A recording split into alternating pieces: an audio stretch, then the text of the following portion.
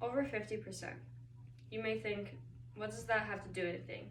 But that is a very important number. Every year, athletes are continually playing their sports, and if you are just a single sport athlete, you are playing the same sport year-round. 50%. 50% of athletes out of the 70 who play one sport and get hurt due to injuries caused by overuse. These injuries could come from a number of different things, but some of the most common would be runner's knee, shin splints, plantar fasciitis, etc.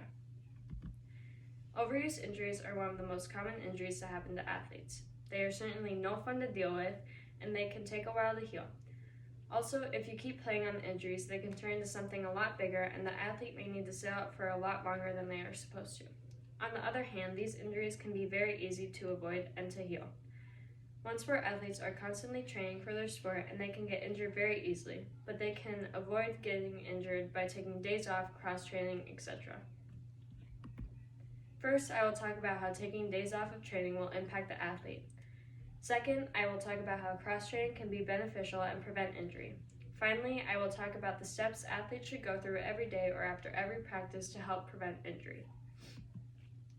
One sport athletes are constantly training for their sport, and they can get injured very easily, but they can avoid getting injured by taking days off, cross-training, etc.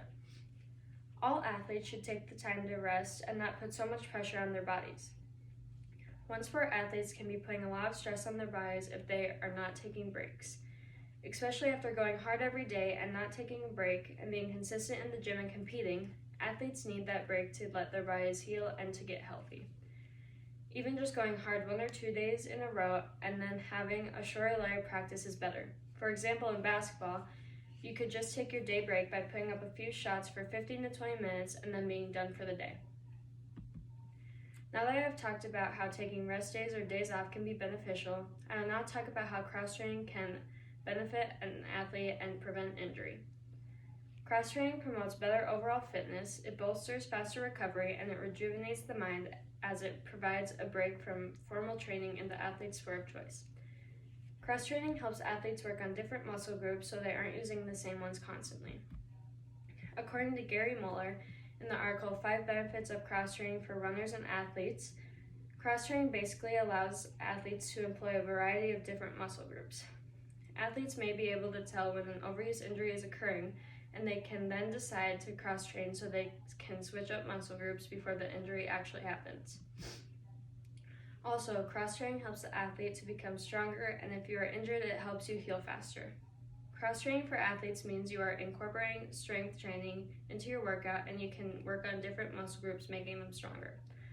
If you are injured, cross-training enables your body to recuperate faster from injuries in some cases because other exercises can directly improve the condition caused by your regular activity.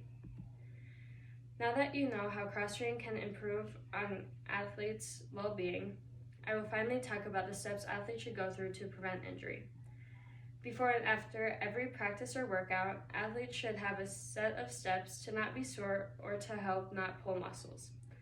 Athletes should stretch before and after workouts to make sure to loosen their muscles. According to Harvard Health Publishing in the article The Importance of Stretching keeps muscles long, lean, and flexible, and this means that exertion won't put too much force on the muscle itself. Without stretching, athletes' muscles can shorten and become very tense, resulting in strains and muscle damage. Also, athletes should get a certain amount of vitamins and minerals in their meals. According to the article, Vitamin and Mineral Needs of Athletes, taking in vitamins and minerals such as calcium can improve on building bones and strengthening muscles. Vitamins and minerals are also crucial for a variety of activities in the body, such as turning food into energy, and they can also affect how well the body performs. Today, I first talked about how athletes need to take days off to let their bodies heal from working almost every day. Second, I talked about the benefits of cross-training and how it helps strengthen muscles and heal faster from injuries. Finally, I talked about how before and after every workout practice, athletes should stretch, and when they go home, they need to be getting the correct amount of vitamins and minerals. One sport athletes are constantly training for their sport, and they can get injured very easily, but they can avoid getting injured by taking days off, cross-training, etc.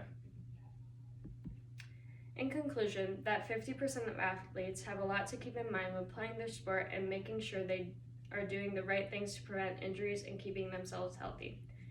Overuse injuries can be very common, but they are undoubtedly easy to prevent when you take the time to give yourself days off, stretch, get in your vitamins, and switch it up sometimes by cross training. Thank you.